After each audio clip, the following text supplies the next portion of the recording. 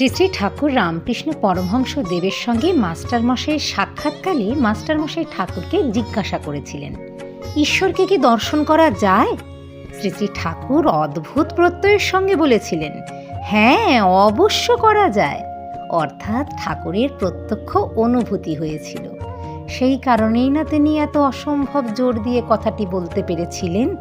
তবে তিনি কতগুলো শর্তের কথা কিন্তু বলেছিলেন। সেই শর্তগুলো কি?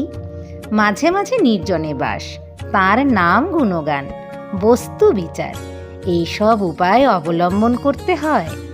এক্ষেত্রে বস্তু বিচার সম্পর্কে ঠাকুর অদ্ভুত সুন্দর একটি ব্যাখ্যা দিয়েছেন। যেমন তিনি বলছেন, হ্যাঁ, বস্তু বিচার, এই দেখো, টাকাতেই বা কি আছে, আর সুন্দর দেহেই বা কি আছে। বিচার করো, সুন্দরীর দেহতেও কেবল হাড়, মাংস, চর্বি, মল, মূত্র এইসব আছে। এই সব বস্তুতে মানুষ ঈশ্বরকে ছেড়ে কেন মন দেয়? কেন ঈশ্বরকে ভুলে যায়? যদি ঠাকুরের কথা মতো আমরা এই বস্তু ও অবস্তু বিচার করতে পারি, তবে সেই অসম্ভব অর্থাৎ ঈশ্বর দর্শন, যা ঠাকুরের অনায়াসে সম্ভব হয়েছিল, তা সকলের ক্ষেত্রেই সম্ভব হবে।